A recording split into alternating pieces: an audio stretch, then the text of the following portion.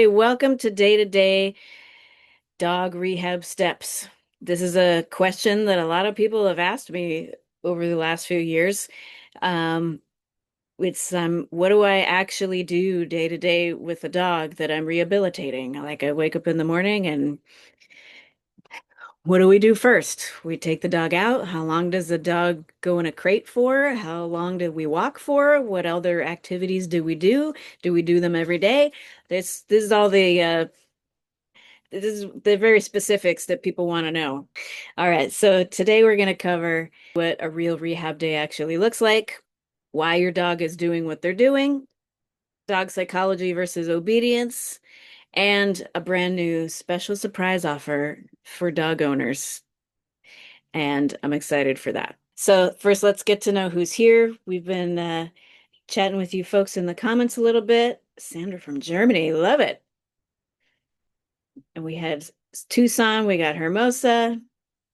So we got a mix of dog owners and dog trainers in here. All right, so maybe a controversial topic, but obedience alone does not resolve behavior. There's my hot take for the day. That's what everybody does, right? They do hot takes.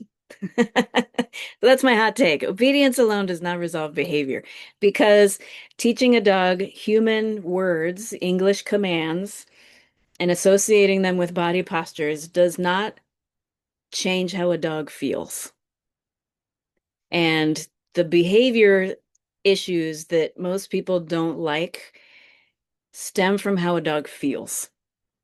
And so while obedience can be part of a recipe to a larger picture and be helpful, obedience on its own cannot actually resolve how the dog feels, which is the root of where the behavior problems are.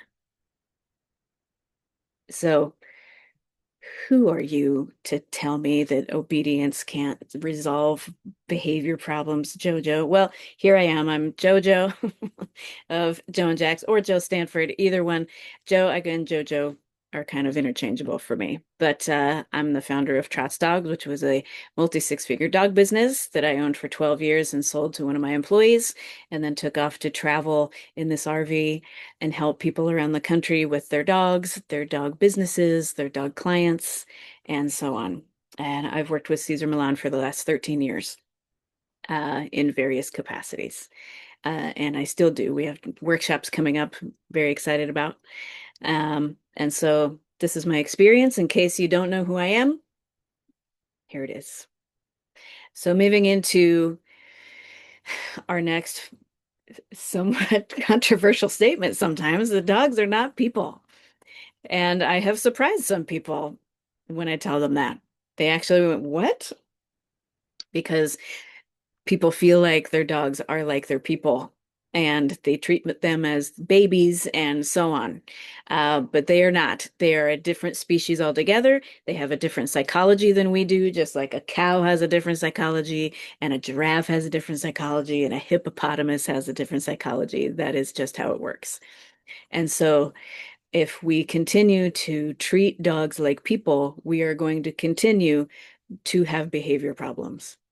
And so, if we want to teach dogs English human words, you see where we're going with this, right? They're dogs. And while we can teach them words and things for fun, I don't think it's a solid program for resolving behavior issues. So, um, dogs are our connection to nature. I want you guys to, in the comments right now, in the chat, tell me the reasons why people go into nature. Why do we go to the woods? Why do we go to the forest? Why do we go to the ocean, the beach, the lake? Why do we do that? For calmness, to ground yourself, calming, to be present, the peacefulness, the relaxation. Yes, all of those things. Peace and connection, joy, all of that stuff is why we go into nature. And so if we have a piece of nature in our homes with us, that is a representation of all of those things that you just listed in the chat, right? Dogs are our connection to that. They're our connection to the grounding, the joy, the peacefulness, the calmness.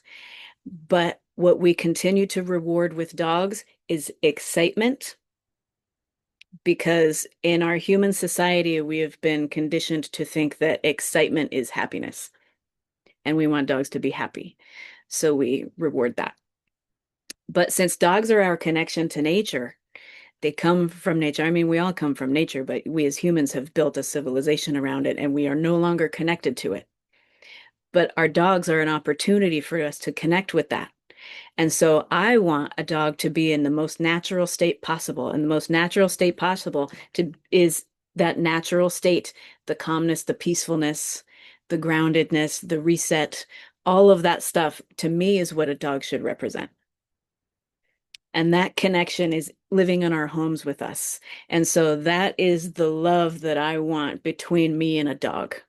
That's the balance that I want a dog to come to. So when I say we rehabilitate behavior, we rehabilitate a dog, we're bringing a dog back to balance, back to nature, back to that calmness, that peacefulness. Because if you really ask yourself or your clients, what do you want your dog to be like? How do you want your dog to behave? How do you want your dog to feel? A lot of people can't answer that question. They just say, I want him to stop barking at the door. I want him to stop pulling on the leash. I want him to stop reacting to other dogs. I want him to stop jumping on people. They don't actually know as much about what they actually want. Um, but if you really think about it, most people want a dog to uh, listen to them, to follow their direction, to make good decisions on their own, to be a companion that they can take anywhere and the dog knows how to behave without being a menace, right? All that requires calmness. All of that requires all of those things that you guys just listed in the chat. So dogs are our connection to nature. And when we rehabilitate a dog, we're bringing them back to that. The meaning of rehabilitate is to bring back to its former self, like this natural state. That is what the goal is. So when we talk about what do we do in a day of rehab, we have to think about what is rehab and what is the goal when we're trying to get it? What are we trying to get the dog to? We're trying to get them to that calm, peaceful, balanced state where they are content and happy. And if we continue to nurture excitement, all the behaviors we don't like from our dogs stem from excitement. So if you continue to nurture excitement, you will continue to nurture those behaviors that you don't like. So if we want a dog to be rehabilitated, we're going to bring them back down to peace. So we're going to bring them to a peaceful state. And how do we do that? Well, we can look at Cesar Millan's fulfillment formula: exercise, discipline, affection, in that order. It's very simple. Dogs are simple. We make it complicated, but that's really all it is. Exercise, discipline, affection, in that order. And so what is that? That's a fulfillment formula that is part of the relationship. So as a being itself, that's what the dog needs. Then there's also parts of the relationship that need to be fulfilled as well. In every relationship that we have, whether it be with a human or an animal, we want trust, respect, love, clear communication, clear boundaries, clear direction, uh, understanding, patience, acceptance of who they are at their innate being. Those are all very important things. And we don't think about having those types of aspects in a relationship with an animal as much as we do with other humans, but it's all the same. And so if we can provide the fulfillment for the dog and create that relationship, because it's hard to have those other things without the fulfillment first. You guys still with me? Awesome. So what are we bringing the dogs back to? Calmness, balance. How do we get them there? Exercise, discipline, affection, and then having a relationship where there's trust, respect, love, clear communication, and so on. Guidance and leadership.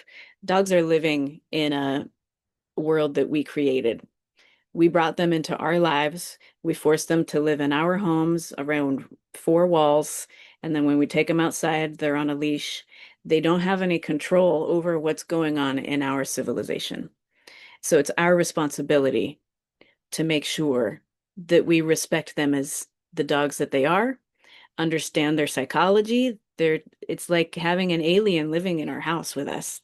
Imagine having an alien that you didn't know anything about their lifestyle, how they communicate, anything like that, and then they're living in your home. We would have to figure out how to communicate with that alien, right? But that's what a dog is, or any other any other uh any other species. So, fulfillment formula. And what does that look like day to day? Okay, there we go. Well, first, why behaviors happen. And that's part of it.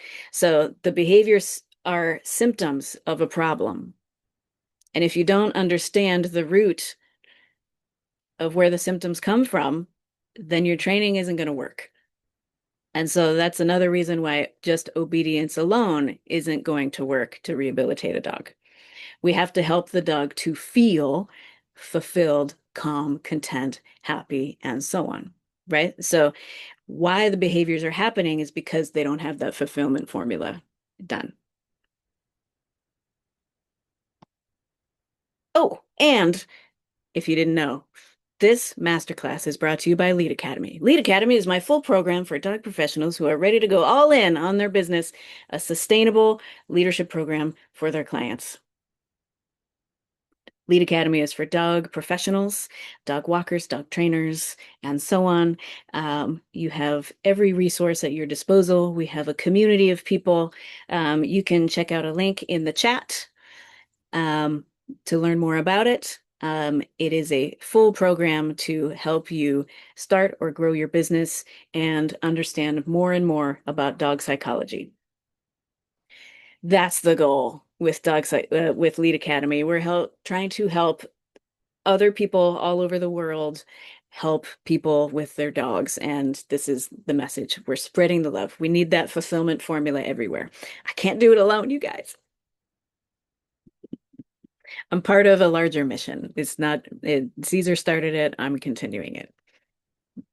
Amanda is a alumni of Lead Academy, and she was struggling with some confidence. And so we helped her through going from walking dogs one at a time to doing pack walks. And she would upload videos of her introducing two dogs together or walking dogs together and the struggles that she had with that. And we were able to give her little tips and pointers to help that process go more smoothly. And now she's moved from a little apartment to a house and does daycare and does pack walks and has a bunch of dogs in her pack walks. And I'm just super proud of how far she's come. And that's the goal. We're trying to help people create their ideal passion in life, like the ideal structure around their passion in life. So that's about Lead Academy. So, what does a day of rehab actually look like? So, we talked about exercise, discipline, affection, and how does that play out in a day? So, exercise is a drain of physical energy. That's your walk, a run, a swim, whatever it is, like it's a physical activity. Because every dog's going to wake up in the morning with a tank full of physical energy and a tank full of mental energy. And they're going to look around and go, who's in charge today? What are we going to do? And if you don't give them an outlet for that, that physical energy is going to, um, the dog is going to find ways to get rid of that energy. And you might not like the choices they make if you just leave them to make it on their own, right? So we have to start with a physical activity, a walk, a run, a swim, something like that. There's lots of ways you can do that stuff. And then the structure or the discipline is a drain of mental energy. And that is things like paying attention, waiting, uh, just having a focus where a dog is paying attention to something, um, without just being a free-for-all of I can do whatever I want. A lot of people will say, let the dog be a dog, and that to them just means give them absolute freedom without any direction. And that's a lot of clients I have because they've given all of that freedom, but they haven't given the dog the parameters in which to have the freedom. And so, because they're living in a house in a city or wherever it is, um, the dog doesn't know what the rules are to the house and the rules are to the city. So it's harder for them to have freedom. And then they become overwhelmed or they become stressed or they become entitled. And then we have behavior issues where now the dog is going to choose an outlet for their energy physically and mentally, where they're going to chase chase the birds in the backyard, or they're going to bark at people coming in the door, or they're going to, whatever the behavior issue is. So those are the things. So if I'm doing, let's say I'm doing a board and train where I have a dog, there's someone else's dog that is coming to me to live with me for a few weeks and to rehabilitate behaviors. Let's say the dog is pulling on the leash, barking and lunging at other dogs when they're on a walk, barks at the door when they come in, uh, maybe is guarding their food or playing keep away with toys, doesn't want to follow any instruction, doesn't want to follow any commands, and is generally unruly, right? So, how do we make this dog calmer, follows, listens, makes good choices, all of that stuff? Well, anytime I get a new dog in, I am going to apply a structure, which is creating a routine. And so when I bring a new dog into my home, I want the dog to understand how they should be behaving. I want them to know what the rules of the house are. I want them to know what's okay and what's not okay. And until I am clear that that dog has an understanding of what they can and can't do, I am not going to allow unsupervised freedom or just make it a free for all, you know, because then I'm just leaving opportunities for the dog to do things that I don't want them to do. And I might not like what they choose.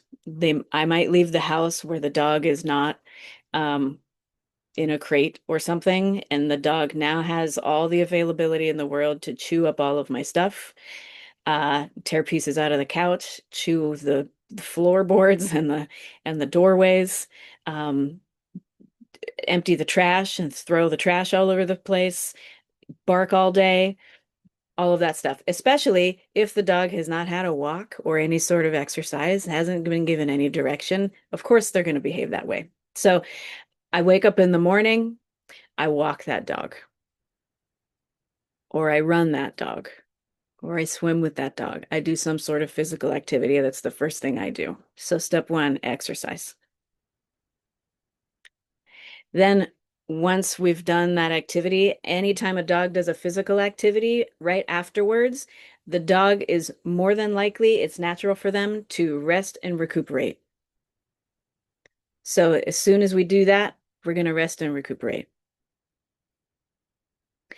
And so, depending on this dog's behavior issues, let's say this dog is not crate trained yet. When do you think the best time to crate train them would be? When they're tired, because I want the crate to be associated with calm state of mind. So if a dog is naturally going to rest and recuperate, let's use the walk to drain the physical energy, and then we can use the crate for that natural rest period. And then I'm going to let them be in there for a little while. I'm going to let them rest in the crate or on a cot or somewhere where I am telling them where to be, because I want life to be on my terms, not on the dog's terms. I want it to be my decision of where the dog's going to be and not the dog for a beginning period, for a temporary period of time, which will start to loosen up. So we start with structure, like a lot of structure. I do. I start with a lot of structure, and any other trainer will also start with a lot of structure so that eventually it's like boot camp. You know, when you join the military, you go into boot camp. They do a ton of exercise, they do a ton of routine, they do a ton of structure because that gets you in that mindset. It's like immersion. It's an immersion into that routine. And that's what we do with the dog. And over time, the dog gets set up in that routine, and then you can start relaxing that structure a little bit because now that we know that the dog knows what to do. So when I say structure, what I mean is I want the dog to know what's expected of them every moment. And um, there are times where we will put social time, free time, and so on in there. They do get those times, but it's going to be part of the structure. So the rest relaxation period can be anywhere, depending on the dog, because a little tiny puppy is going to be different than an adult dog is going to be different than a senior dog. And so depending on what kind of dog you have is going to determine how much time they will be in that confinement. And if it's not a crate, then it would be confined to a room or a small space or something like that. But I want the dog to be able to mentally think about what they just did. And I want them to also have a time frame where they don't have to make any decisions. You guys have all heard of decision fatigue. Decision fatigue is like a real thing. And when you always have to make decisions all day, it can be really draining. And I don't want my dog to have to make a whole lot of decisions. Like, is this person a threat? Is that dog a threat? Should I do something about this? Should I control everybody in this space? Right? And some dogs don't do that kind of thing, but uh, I want the dog to be able to relax. And so that's the benefit of having a crate is that it allows the dog time to relax, where they don't have to fend for themselves. They don't have to make a bunch of decisions in a world that is unfamiliar to them. Imagine, I talked about aliens. Imagine if you went to another planet and you were left to your own free will. You wouldn't know what the fuck to do. You're on another planet in a whole other society with beings that you can't communicate with. So you're going to do what you think you can do, and you might get corrected here and there, but nobody has shown you what to do. You ever go to a job, your first day on the job, and your boss goes, okay, do whatever you want. You would be like, what? I have no direction. You're not going to tell me what to do. I got hired to do construction. You're just going to trust me to do the construction without any direction. Right? So that's what a lot of people do to their dogs. They just go, figure it out. And the dog is in a new place, in a new environment, doesn't know what the rules are, and is a whole society or civilization built by a different species. And and then people go in and say, nope, that's wrong. Nope, that's wrong. Nope, that's wrong. So the structure is important to teach them beforehand. So now that they've had their rest, now we're going to take them out for another activity. But I want to, in the very beginning, I want to be clear that I don't just think about activity and the next activity and the next activity and the next activity. I'm not planning a bunch of activities for my dog during the day. What I am doing is I'm making sure that the dog feels content in the long run.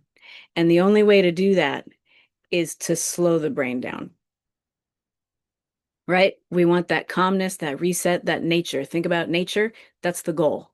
And so if all we do is activity after activity after activity after activity, in the crate, out of the crate, in the crate, out of the crate, exercise, exercise, exercise, exercise, that's not bringing the calmness.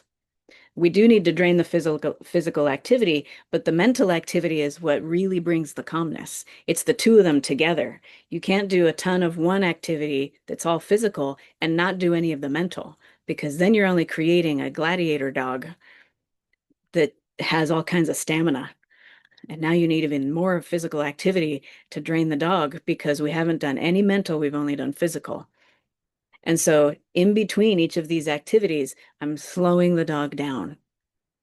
Most dogs are just fast, fast, go, go, go, because they haven't learned otherwise. Puppies have all this energy. And if we don't slow them down, they just continue to be excited all the time. And if you don't allow other dog, if you go to like a dog park and you don't allow other dogs to calm them down, then they never learn. So between every activity you do, no matter what they are, because every dog's going to be a little different, we need to make sure that they wait at the threshold. Just because I open the door doesn't mean you go through. That's an activity. So we're going to make sure that the dog is slowing down and paying attention before we do the next thing. So if you do nothing else but walk the dog, let it rest, feed it, give it supervised free time, take it out again for a potty, give it supervised free time, feed it dinner, back in the crate for nap time, like a final potty at night, and then to bed in the crate. That's a full day of structure and routine. It doesn't have to be any more than that. If you've got a dog that doesn't have any really serious behavior issues, that's a pretty balanced day. And if during those ultimate ultra basic activities of just walking, resting in a crate, free social time, feeding, potty breaks, whatever it is, like if you just maintain a structure of that basic thing, you're going to get pretty far with the average dog. You're going to be able to like kind of bring that dog to that natural state of calmness, peace, balance, contentment just with those basics. It doesn't require all that much. It's just about how you do those activities. You can do whatever activities you want, but it's how you do them that really matters. So, physical exercise, the mental exercise is all of those little parts between the physical ones. So, when you wake up in the morning and you go, I'm going to take my dog for a walk, how you begin that exercise of taking your dog for the walk is starting the structure and the mental energy drain. So that is the structure. It doesn't have to be super complicated. It's very simple. When we go to get the dog out of the crate in the morning before we go for a walk, calm everything down. Wait a moment. Just because the dog is excited, just because you think the dog has to pee right away, the dog can hold it another 5 minutes. Wait for the dog to calm down. Then open the crate door. Just because the door's open doesn't mean you get to come out. Wait a moment. Look to me for direction. Then I'll put the leash on. Then I'm going to walk to the door. Then we're going to calm down again. Then we're going to go out the door. So now we're doing physical and mental at the same time. And that is really all it takes. If you stay consistent and ask for attention, calmness, surrender, even if it's not calmness, it can be low-level excitement, but you're getting a submissive attention and they're following your direction, that's enough. It's just about being consistent in asking for that as consistently in every moment possible, especially in the first month of having a dog or the first few weeks of having a dog for board and train. Like that's what we do when trainers have a board and train. We just are putting intention into every moment we spend with that dog. So whatever activities you have in there, you can do play. It can be structured play. So I'm not going to throw the ball until you are calm and in a down position, or a low level excitement in a down position and giving me attention. If you're going to bark at me and jump at me and be demanding, I'm not throwing this ball yet. You can wait. Wait until we get that and then pew. So it's really about waiting for the state of mind you're looking for, which is calm surrender. When a dog is, okay, I'm ready. What do you want? What are we going to do? That's the moment I give them what they want, whether it be moving forward, a walk, the ball, a food, going to somebody's house, getting in the car, getting out of the car, going in a crate, or whatever it is, going through a doorway, getting affection, all of it. We just wait for that state of mind. So what you do day to day doesn't matter as much as how you do the day to day. Now, if you've got specific issues that you need to address, let's say it's resource guarding, then that is a time where I will make dedicated time to address that specific issue. So if it's resource guarding and it's food aggression, like they don't want anyone coming near their food, then I'm going to split up their food and I'm going to do that exercise with them multiple times a day. I'm a full-time trainer, so that's what I do. If it's you and it's your dog and you're a dog owner, those food times, you can split it up to be more times per day. But every time you give something to your dog, that is an exercise. That is a training opportunity. Like we say, training is a lifestyle. It's everyday things that you're doing with your dog that really make up the the behavior that your dog is displaying. Okay, I feel like I probably need to I feel like I'm going on a lot. Um, so do the structure, all the basics, just be consistent with how those basics are being done.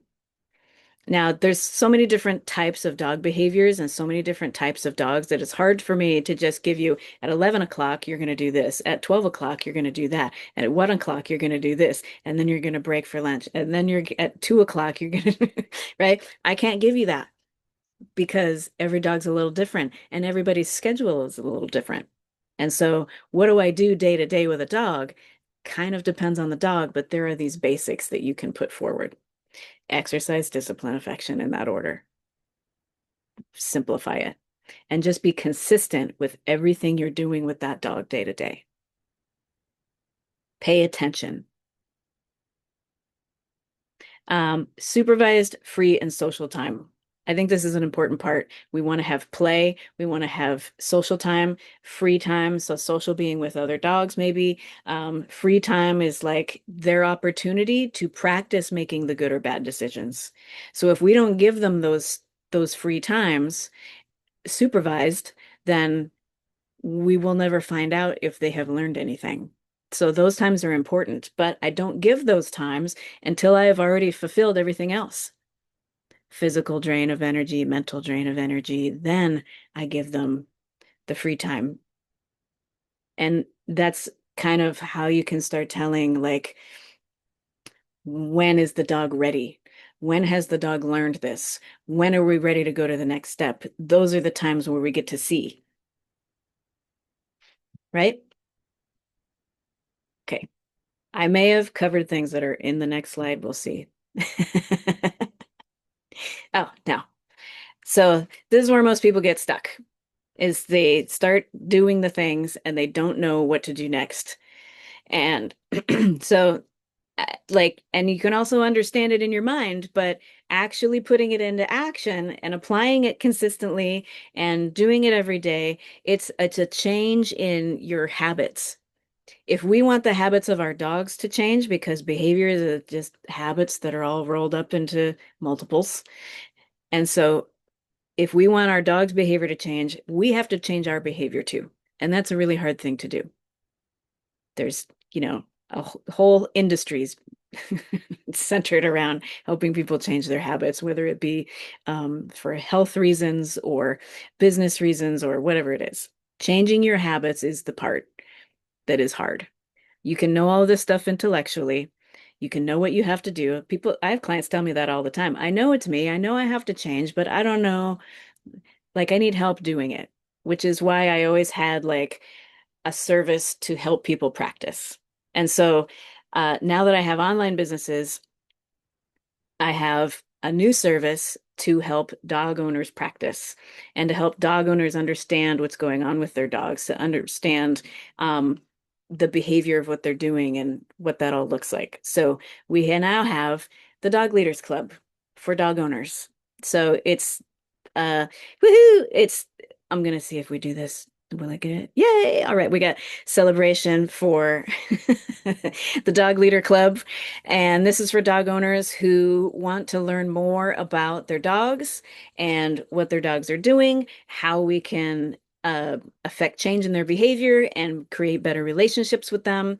And that is alongside our Lead Academy, which is the program for dog professionals, dog walkers, trainers, groomers, and so on. So now we're going to help everybody virtually. You love your dog, but some days you're guessing. So if, like I'm saying, like if you have all the information, or you tried like tips and tricks that you saw on the internet and they worked for a minute, but then they're not working anymore, like how do we how do we deal with that? Because a lot of that advice skips the part that matters, which is the why, which is why is my dog behaving this way? So we start with the fulfillment formula, but how do we apply that, right? So the Dog Leader Club is an answer to that so that you can join us in calls once a week where we can submit videos of you working with your dog or your dog in general. And we'll break down what's going on there, what your dog is feeling, understanding why your dog is behaving the way it is, and I'll work with you directly on those calls that we do once a week. We also have a community on Slack where you can ask questions and post your wins for your progress and so on. So this is our new Dog Leader Club. Learn why your dog is doing what they're doing, see real breakdowns of real situations. Not even just with yours, you watch other people's dogs and what's going on with their dogs, and it can give you insight because sometimes an outside perspective like turns light bulbs on. So you can get clear on the right energy, the approach, and the tools so that we can get you and your dog on the right track. We have Zoom calls weekly, real-time support with video breakdowns, call recordings so you don't miss anything. If you can't join us live, you can watch the recording later on. And we have a community on Slack for questions, wins, and feedback, ongoing guidance on behavior, energy, and structure. So all the things I just went over, it's a program to help you actually fulfill that. So if you've been listening to this and taking notes and going, okay, I got to do this, but how do I actually do it? I'm here to help you actually follow through on that in the Dog Leader Club. That's a cute picture. Who put that on there? All right. Oh, this is one of my clients, Levon. She had a really cool dog, just a lot of energy, high energy, and was starting to bite out of that excitement. Right? Because excitement is the root you a lot of times. Um, Understanding the why and the reasons behind what the dog was doing was a game changer for them. So Levon was great. So if you would like to join the Dog Leader Club, it is, if you want to do 6 months, we'll give you a month for free. So it's 235, or you can do 47 a month, month to month. Those calls are once a week. The community is 24/7. Here's a little QR code. I'll leave this up for a moment. If you do 6 months, it seems like the best bet because then you get a month for free. And you can really get dedicated, long-term lifestyle change. That's kind of what needs to happen if you want your dog to change. It's a lifestyle change. So, you adopt a dog, your lifestyle is going to change. It's not just feeding, making sure they get their potty breaks, and so on.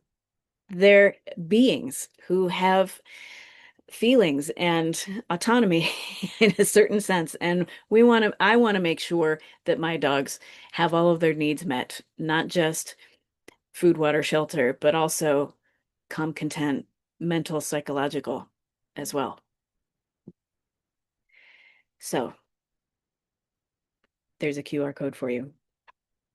Um, Oh, the power of being in a dog community of dog pros is priceless. This also for Lead Academy. Danny, I think she's in our call today, but Danny had an amazing story. She was the very first person to join Lead Academy, and I'll leave this up for a moment, but Danny started with very little in a very small apartment with very little money, but a big passion for dogs. She was rescuing dogs. She was, you know, very involved in rescue. And now Danny has a big business where she, there's always, sorry, hold on.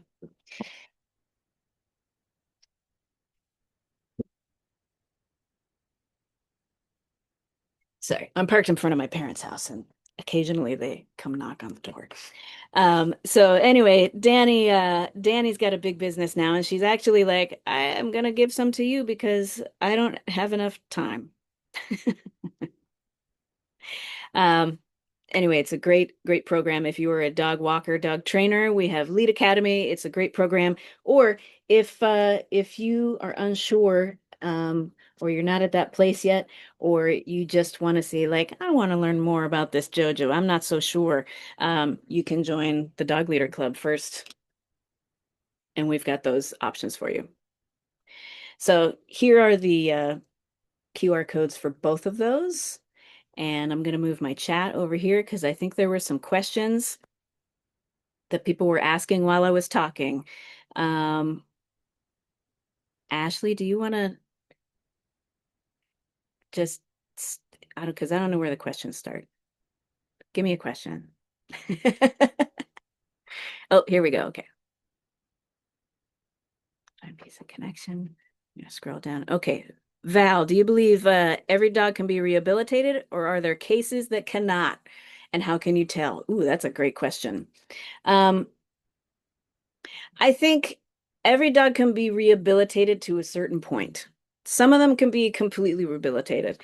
Other ones can be rehabbed to a certain point, but at that point, there needs to be just a lifetime of a certain amount of management. Um, sometimes dogs are born with neurological issues, or there's breed specific issues, or there's things that happened in the dog's imprint period when they were puppies that is just really hard for them to actually resolve. Um, and so, how do you tell? Um, is just kind of experience. When you work with dogs, um, when you work with a lot of dogs over a period of time, you start to see the patterns in them. You start to, and especially um, if you do your rehabilitation like in a similar way every time, like the way that I just described to you guys is the way that I do it. And every dog I start with, let's say exercise. So if I start with exercise and this dog comes to me and it seems like a high energy dog because they're hyper all the time. They can't sit still. They're noisy. They can't focus on anything. They're all over the place. It's this chaotic energy. Um, you could look at that dog and go, wow, that's a high energy dog. We're gonna have to put it in agility or sports or blah blah blah. But then I will take that dog for a skate or a bike ride and let that dog run. And the amount of time that dog is in full on running can usually give me an idea of what that dog's true natural energy state is. Is this dog truly a high energy dog, or is it a medium energy dog that hasn't had any fulfillment and had the excitement has been nurtured? Because sometimes you see all this energy, but the energy is just physical energy or it's just mental energy. Like, so if I, and it's usually I can tell in less than a minute because I've skated with a lot of dogs. I started as a dog walker who was skating with high energy dogs. And there were some dogs who would run full speed for the entire half hour I had them out. And there were other dogs who would run full speed for 30 seconds and then they would peter out and then they would do a slow jog the rest of the time. And so that's how I would start to tell that, like, okay, this dog isn't actually a high drive dog. This is just a dog who had pent up energy and didn't have any rules. So then I start adding in the mental exercise so that I can teach the dog, because sometimes it's all in the head. Sometimes the excitement in the brain is fueling the rest of the body. So how can we tell is just like it just takes time with working with multiple dogs. You start to develop a sense and a feeling for it. And when you do the same type of process every time, you start to see the subtle changes in every dog. You start to see the difference between, if I ran 10, if I skated with 10 dogs and all of them petered out after 15 seconds of running, except for one of them, then I know that one dog is probably a higher energy dog. And so if that's a higher energy dog, it's going to need different things. Now, if that higher energy dog is also biting people, now we have an issue we got to work on. So this is a dog who's going to need a little more exercise than the average dog. And now we have to address the biting people part. And that's kind of a combination that can be tricky. And that's probably a dog that we're going to have to manage for the rest of its life. And it may not be able to be fully rehabilitated because it's got this high level of energy and a sensitivity towards biting people.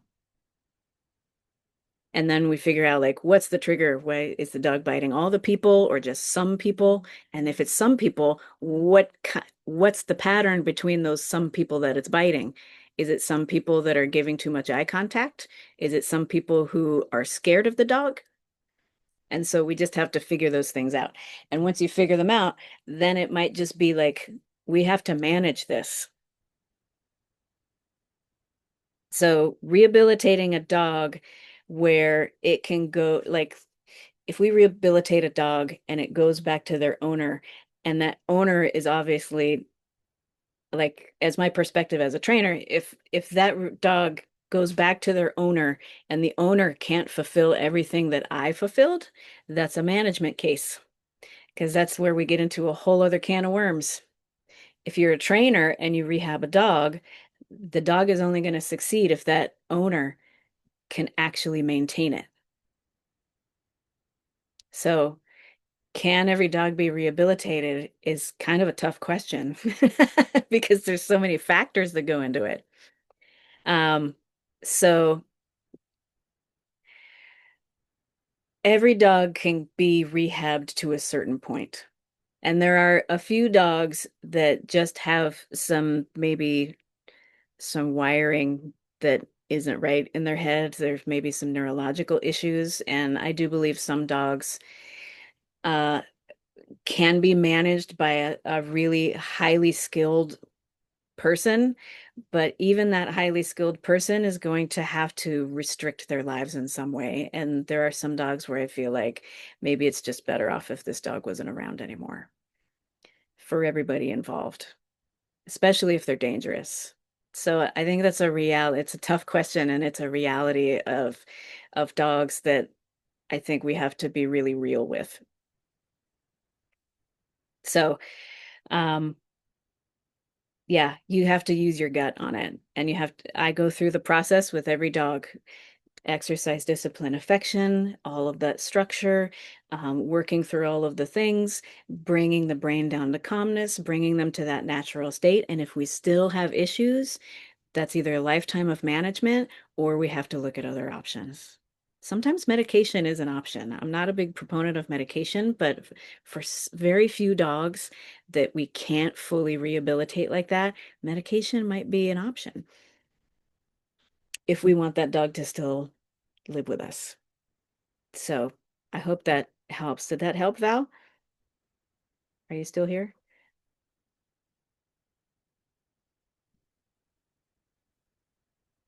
Okay, I'm gonna move to the next Yeah, question. I'm here. Yeah, Thank you so much for that. sure. Just real quick, I have a client dog, unfortunately, walking him one night and he did bite a man. Um, so we've been working with this dog for a really long time and he was doing great. But this bite, it changes things for me and the owner. Mm-hmm. So I just wanted to get your insight on it. Mm-hmm. Maybe he's a dog that we walk with a muzzle at all times. Mm-hmm. So we'll have to see. But thank you Yeah. for the input. Yeah. Sure. Yeah. Yeah, I would recommend walking him in a muzzle if there's any chance that he's gonna bite people. And it's a tough call sometimes. If he's gonna walk around people in the neighborhood, it might be a good idea just for, just to be safe. But then maybe find areas where there's nobody around where you can let him be without. But yeah, once we have a dog that's like biting people, we have to just be very careful and knowledgeable, like recognize what kind of dog we have, recognize what kind of situations that dog uh, can or can't be in, or if they have to be in a certain situation, how do we manage that and all of that stuff. So when it comes to dangerous behaviors, we have to take it very seriously and really look at how to manage that dog appropriately, while still maintaining the fulfillment and the the calmness and really like, and the muzzle can help our energy to be where it needs to be. So Yes, I agree. yeah. A lot of times the muzzle is for us. Yeah. So good luck. I hope it goes well with that dog, and that owner. And sometimes it's just a one-off. Sometimes just a random thing happens and you know, it's we just kind of have to use our gut sometimes. So, all right. Do you feed them after exercise? I do, but I wait like at least a half hour. Half hour to an hour, because I don't want a dog to get bloat. So a lot of times some dogs won't even drink water after exercise because they're not ready for it yet. So I don't force any water after exercise. I provide it. If they want it, they can take it. And there are some dogs who will drink too much, and I have to stop them, because there's a thing called bloat. It's a health issue where the stomach turns on itself and it can be deadly. So in order to try to prevent any kind of bloat, it happens with larger breeds. I will feed them after exercise, but I do it at least 30 minutes after, preferably an hour. What I used to do, when I had dogs, um, when I had my dog business in my house, is I would wake up in the morning, throw some clothes on, take all the dogs for a pack walk. And then when we got back, I would put them all in their crates and let them rest. And then I would eat breakfast.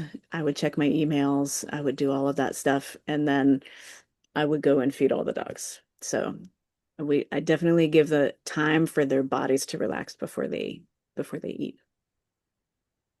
You have any other questions along with that, Chigusa? No, that makes sense. I was just curious if before or after, but I think Yeah, yeah. after makes sense. I do after. Unless you have a dog with a medical issue that needs to be before, I generally do after. There's a medical issue that, I forget what it's called, but like if they don't have enough food in their system, they throw up bile. So dogs like that, you might want to feed first thing in the morning. All right, Zoom user. We usually brush him after his walk, then feed him right after that. Is that not okay? Should the rest calm come first, or can that come after eating? I think the brushing is good to do while they're resting. I think because when they're in that, so when you do the physical exercise and then they have that rest period, that's a time where I will start with more challenging behaviors. So if let's say we have a dog, I don't know if this is true for you, but some dogs don't like to be brushed. Some dogs don't want to be brushed. Some dogs will try to bite you if you try to brush them or touch their bodies in certain ways that they don't like. And if we wear them out first and then immediately start brushing them as soon as we get home when they flop on the ground and their and their tongues hanging out, that's the time to bring in that thing that's really challenging for them because they don't have as much energy to fight it. So I think brushing is just fine after you walk them. And that also gives them time to calm the body down. So you can do the walk and then brush, and then you can give them a little rest and then feed them after. I think that's a good game plan for that situation. Sound good? Thanks, Joe. Sure. All right. Okay. We'll have space for these. Da-da-da, da-da-da. Any other questions in here? Suggestions to fully or suggestions to fulfill mentally drain a dog recovering from an injury on crate who's on crate rest. That's a tough one. Fulfill mentally drain. A dog who's on crate rest, recovering from an injury, knows like let's see, on crate rest, can't move around. What you can do is use scent. So I don't know what the energy level of this dog is, but practicing little, like, this is where some obedience games can come in. So if the dog is not allowed to move around too much, you can try things like touch and treat. So this is where you can start using little brain games, and obedience commands and things like this are great for little brain games. So, and then I apply like kind of a psychology approach along with it. So, uh, so I might, there's a thing in obedience where they touch their nose to your hand and then you give them a treat. And you say touch, and they touch their nose to your hand and you give them a treat. And so this is one of those times where you can start utilizing some of these little obedience tricks, um, so that the brain gets moving a little bit. You can also have them practice impulse control. You can put the food 5 inches in front of their face on the floor, and they can't have it until they become calmer. So this is a time where I would start conditioning the brain to be calmer around food. Now, if you've already got this, then we'd have to find something else, but you could do it with toys.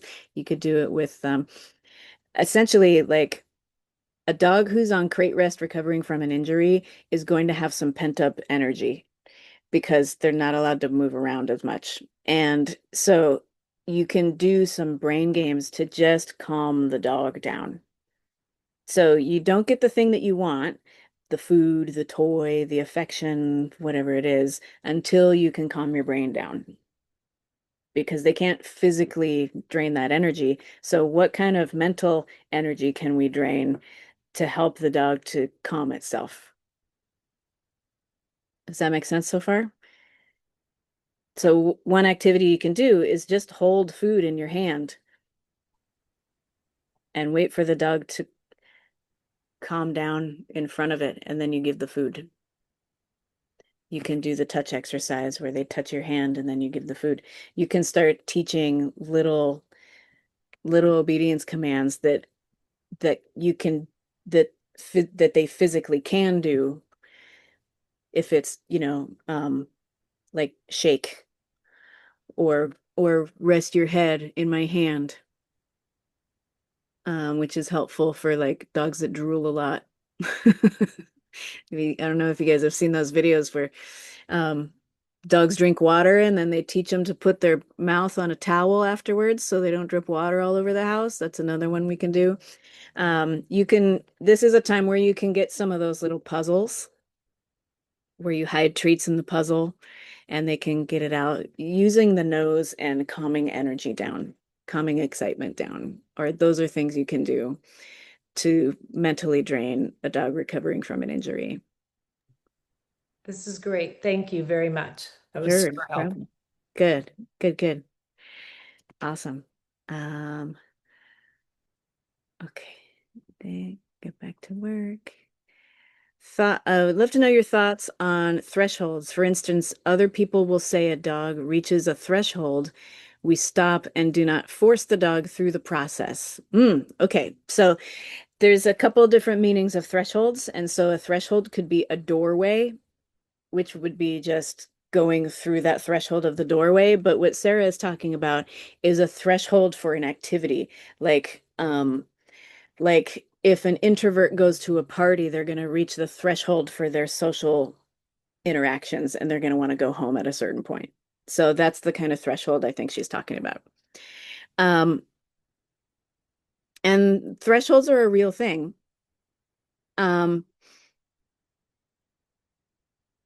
and it can depend on the issue. It can depend on what we're doing. So I did a workshop a couple weeks ago where we had 6 different dogs, and we were teaching all these dogs to place essentially where it's, they go onto a cot and they have to sit still there. And the idea is for them to relax. And this is done in a lot of different styles of training, but the way I do it is for the dog to be able to bring their brain down to a lower state and relax.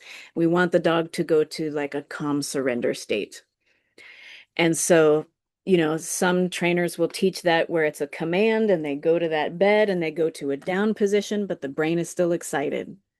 Other trainers do it differently. I do it differently where I teach the dog to go to the bed and I want them to be able to just completely relax and then be content independently of anything else going on. And so we tried this with all 6 of the dogs that we had for this workshop. And the puppy, the one that was the youngest, was still a puppy. And the puppy was only able to stay on place for so long before it got fidgety. And it's true with like toddlers also. Like they can only sit still for so long where sometimes they start to get fidgety and they can't sit still any longer and they need to move and do something else. And so for that puppy, we started to realize when the puppy was reaching its threshold to be able to complete that exercise successfully, because the brain goes somewhere else at some point. Right. So we started recognizing when the puppy was getting to its threshold to be able to focus on that activity. And so we ended it on a positive note where the dog was actually sitting still for like 3 seconds and then we let him go do something else.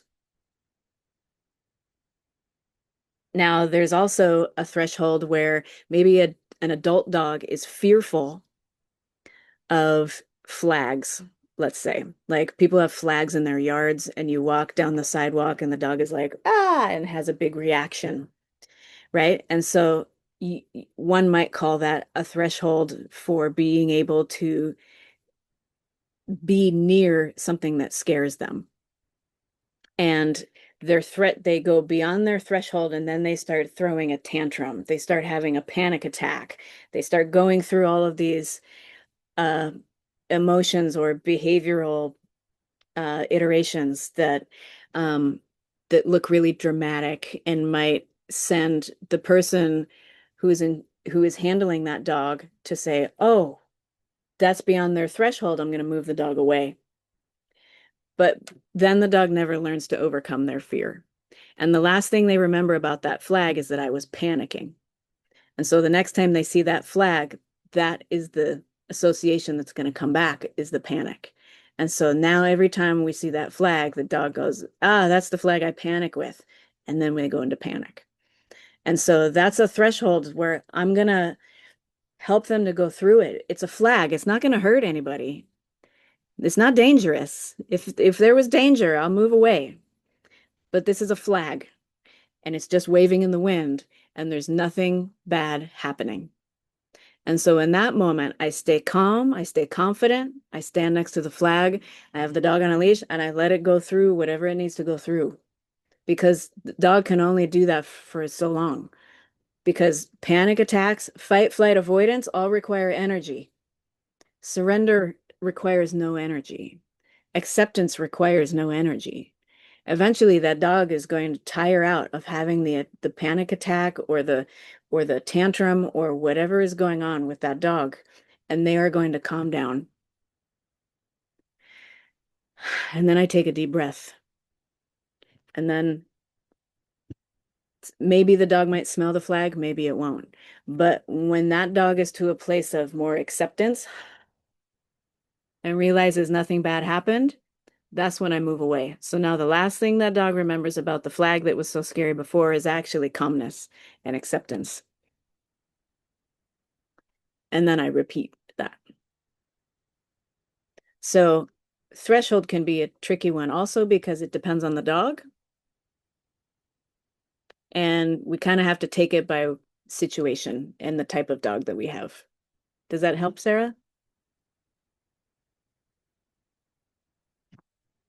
If you're still here.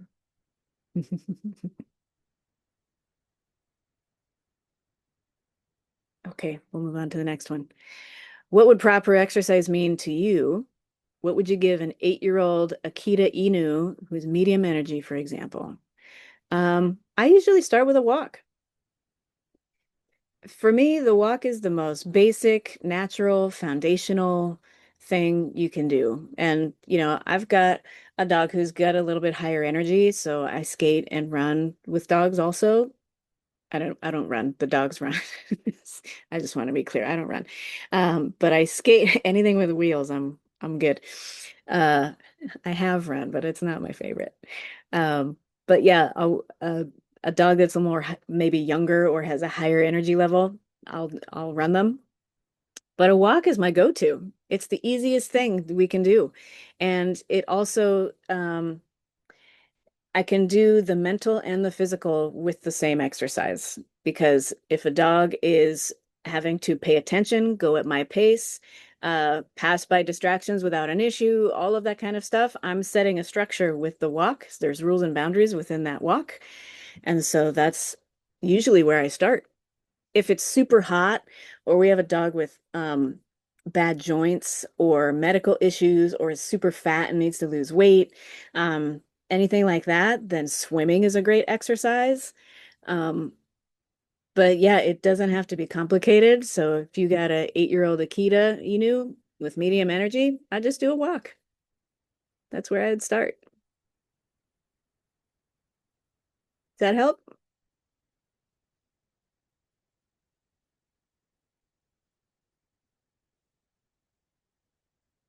Okay. Corey again. Can you move around the house? ACL injury. Oh, this is from earlier. Yeah. They can move around the house. Yeah. I would just practice like brain games, obedience stuff, practicing impulse control. Google the paper plate recall. That's good too. If they can move a little bit around the house, that's a fun one. But things that provide structure, but like it can be fun and playful, but also forces the dog to think. Anything that makes the dog think is going to drain mental energy. So if you brought a balloon in your house and the balloon started losing helium and it was now just floating a foot off the floor, that's going to challenge a dog's brain. They're going to be like, what? Some dogs might bark at it. They might go, what the fuck is that? They might be unsure, all of that stuff. So that's a mental exercise. It's like the dog figuring out, how do I deal with this weird alien thing in my house that's not normally there? It's floating, it's suspended in air. I don't know what to do with it. All of that process of a dog figuring out what to do with that balloon is a mental exercise, and how you respond to that balloon is also going to be part of how your dog handles it. So if you go, look, da, da, da, da, and you get excited and lose a lot of voice with it, it's probably going to create more excitement with that dog. But if you just stay calm and confident and you just act like the balloon is a normal thing, the dog will eventually start to just mirror that. They'll get over whatever it is and they'll go, well, mom doesn't think it's that bad, so maybe I'll get curious a little bit. And so that is a mental exercise. Like you can get really creative with stuff to do with just creating things that your dog has to adjust to or think about, you know? Like, Yeah, yeah. that's super helpful. Is Yeah. it also maybe a time to work on resource guarding if I like to put food out and not let him near it and stuff if he can't Sure. walk around? Yeah. Okay. All right. Yeah. This is great, Jojo. Thank you so much. You're welcome. Yeah. Yeah. Yeah. Oh, okay. That's exactly okay. So Sarah with the thresholds, that's exactly what you do. Great. You're grooming right now. Got it. We have folks that say the dog will be traumatized and they stop. I feel it's leaving the dog in a scary place. Yeah. Yeah, yeah. Um, if you give up when the dog feels like it's traumatized, first of all, so if it's a safety issue, obviously we got to move away from that. If it's not a safety issue, I let them go through it. I'm confident that everything will be okay. And the dog will go through whatever it needs to go through, and then it will calm down and realize that nothing bad is happening. My dog was scared of a trash truck one time. We were walking down the sidewalk, and the garbage truck came and scared the crap out of her. So I just stood there and I waited. She tried to get away. She was in flight, but I just stood there, took a deep breath, showed her that the garbage truck was not that scary. Okay, so for the walking of the Shiba Inu, how long for the walk? You pay attention to the dog. I find most dogs can do at least an hour, probably more. That's going to change depending on the health issues of the dog, whether they have arthritis or joint problems. Puppies, we're not supposed to do super, super fast. If they're full on sprinting, their joints aren't fully formed and connected yet. So we want to just keep them at a trot. Um, but for an 8-year-old Shiba Inu, as long as it's not super hot outside, you could probably do at least an hour. Can't talk because everyone in the house is sleeping. No problem. Yeah, it's very late there. You're in another country. All right. Um, is taking the approach of slowing a walk down also targeting their mental exercise? Yes. Yes. If you put a structure and slow down a walk, that is definitely putting a mental with the physical. You're knocking two out at one time. You work with a dog who, for lack of a better term, is a bit neurotic. I finally started experimenting with slowing our walks down rather than going at a brisk pace. I've noticed a shift in his mental state. Just trying to figure out what's going on there. Yes, a dog who is neurotic definitely needs to be slowed down because their brain is used to going fast. So whatever that dog is used to, I try to do the opposite. So, like, let's take a bulldog, for example. A bulldog might just want to take its time. Now, if that bulldog doesn't have any medical issues and it's not 100 degrees outside, then that dog can probably go faster. But people will see a bulldog and they'll be like, this bulldog just doesn't go fast. But, you know, so whatever it is that they're doing naturally, yeah, I'm talking to you, Danny. I know. I hear you laughing. Your dog inspired this moment right now. But it's so whatever your dog does naturally, if they rush through a doorway, slow them down. If they go slow going up the stairs, try going a little faster. As long as it's not a health issue. So like whatever your dog normally does, if you challenge them to do something else, then you're going to start draining that mental energy. If a dog normally runs past a neighbor's house because a dog's always barking there, challenge them to go slower past that house. So yes, good job, Mahia. Seems a bit counterintuitive, but that seems what's needed to happen. Yes, absolutely. That's what needed to happen. All right. Anything else? Okay, I love all these and it's helpful. I have 8 to 13 dogs at a time. Great.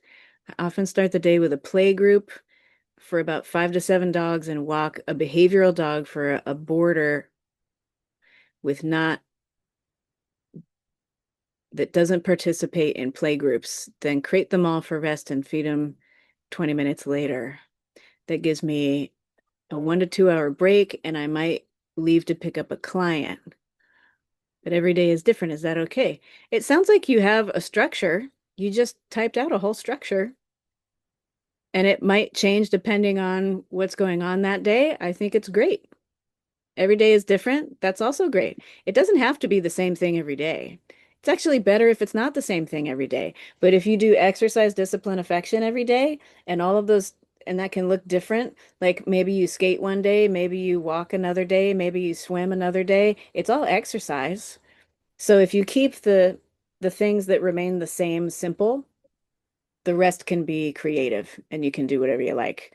A lot of people will say like, how have your dogs been affected when you moved from a house into an RV and then you traveled to all these different places? Were your dogs confused because they were out of their routine? No, because the routine is follow me, follow my Okay. direction.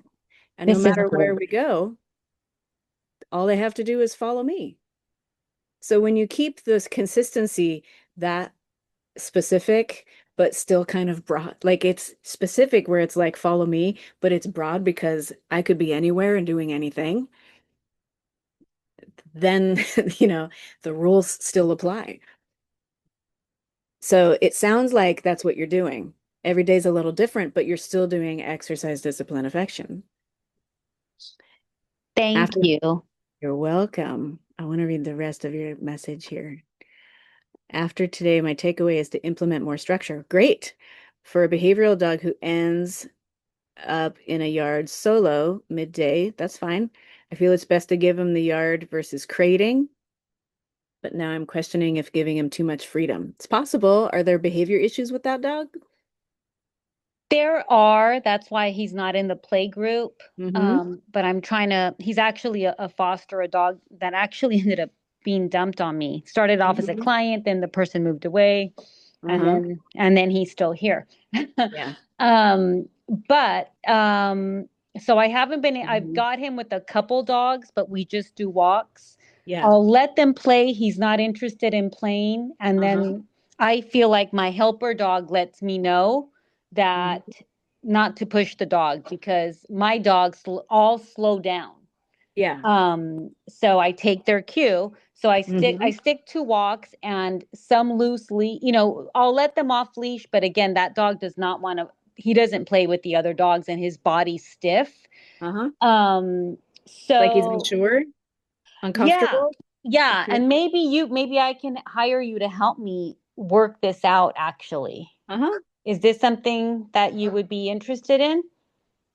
Well, you can join the dog leader club, Okay, but and then we would can that do help video. with okay, yeah, because I need to move this dog out of here. But Mm-hmm. I really I even though I don't want to do it because I don't have the time, I'm like I Uh-huh. have to help him through this or Right. where am I going to move him to? Yeah.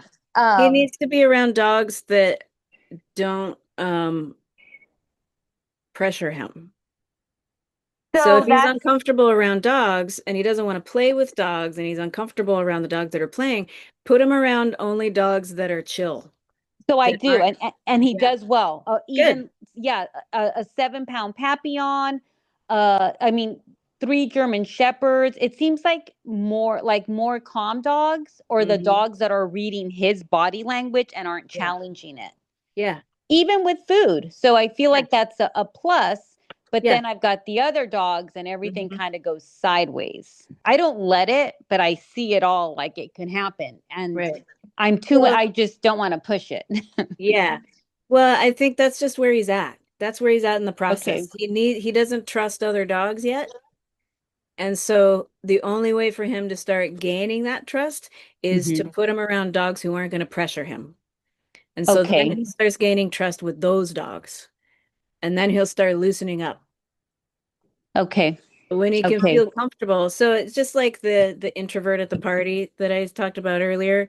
Hmm. The introvert at a party is probably maybe comfortable in the beginning, then starts to slowly get uncomfortable, starts reaching their threshold for being around people. And if they're kept beyond that threshold, they're going to start getting the same way. They're going to get tense. They're going to get uncomfortable. They're going to start shrinking. They might get grumpy, depending on that person and how they respond to things when they're at that point. When someone has reached their Okay. limit, you know? And so if you take that introvert and send them to a college party raver, they're going to be super uncomfortable the whole time. And it's not going to help them to be more social or to feel more comfortable in social situations, Okay. right? So So yeah, I take them was to a book club and then okay. they're going to feel more comfortable and then they might slowly graduate to other things. So that's what we got to do with this dog. Okay. And I feel like we're getting there because he was crated in the living room and now I've got him crated with the other dogs. Hmm. And it's peaceful until I start letting dogs out, Mm-hmm. you know. And yeah, so I just feel like, Mm-hmm. I So mean, let I'm all the moving. other dogs out first and wait for them to calm down and then let him out. And I do that, and all my dogs, all the other dogs, including guests, everyone's calm except him. And I'll squirt him with the bottle. I mean, this might sound terrible, but I've thrown like a little plate, a steel plate, like, type thing. And So he's excited. What is he doing? he stands up because he'll be lying down, and then he Uh-huh. starts barking and, Okay. kind of screaming high pitched. Mm. And then I'll take him out. I'll take him out first. I've Does that ever reversed it. die down? Pardon me? I would put him on a leash and then just walk him around the yard until he calms down. Okay. Okay. Because it Okay. sounds like a habit. He comes out, everybody else is calm, but he's like, wow. He's like, he went from a rager to a book club, and everybody in the room's like, yo, what the fuck? Right? So just put him on a leash and then lead him around the yard But till so he, take him out first. I'm trying to learn so he's not like barking when I'm taking everyone out. yeah, let everyone else out first Mm-hmm. and wait for them to calm down and then bring him out. And if he's crazy, then put him on a leash and walk him around until he calms down so that he will start to match the rest of the energy in the group. Okay. Okay. Yeah, I'm not quite there yet with him because there's another dog that has issue with him, and then there's another dog that I board for a client that's a little troublemaker. Okay, then don't put So, those dogs out there. okay. Oh, so I get it. Just do this with the calm dogs. I got Yeah. you. Yeah, Yeah, yeah. that part is golden. That We part got to is pick and golden. choose like which Okay. dogs are going to help him. If there's going to be Okay. dogs out there that aren't going to help him, don't use them. Okay. Oh, I love this. Thank Yeah. you. That right there, because I Yeah. think I'm putting a lot of pressure on myself. Right. You Like, I don't have to gotta do make him. everybody all the time. Like pick and choose your moments. This dog needs calm dogs, so I'm going to pick the calm dogs, and the rest of them can go do something else. They can be in their crates, they can come out later. Okay. And so, Yeah, and the because that's other what's going dogs to help don't him. care. They're happy staying away from him. They're Yeah, not in they're awesome. Okay, great. Thank you so much. This has of been so course. awesome. Good. You're welcome. You're welcome. Let's see. Love hearing how you explain techniques. Oh, that's not a question, but thank you, Leslie. Oh, I didn't even see you in here. Um, okay, and someone's got a Zoom call. All right, great. All righty. Well, thank you so much. Thank you, everybody, for joining me. I'm going to stop sharing so I can see everybody in here. And thank you so much for joining me. If you want any more information, those links and QR codes are the thing. I believe someone's going to put them in the chat right now. I think Ashley will put more links in the chat if you didn't get them before. And thanks for being here. I do these webinars all the time, I think about once a month. And so, you can stay tuned to my Instagram, my Facebook page. If you're not on our email list, you can go to my link in my bio on Instagram and sign up on the email list. And this has just been fun. I love talking about dogs and I love helping people with dogs. Thank you guys for joining me. And Ashley, is there anything else? No? All right. We are good to go. There's a link. Copy and paste it somewhere if you want to learn more, because as soon as we end this call, that link is going away. All righty. It was good to see you all. Thanks for joining me, and I will see you next time, hopefully in the Dog Leader Club or in Lead Academy or on Instagram or anywhere else on the internet. Bye-bye.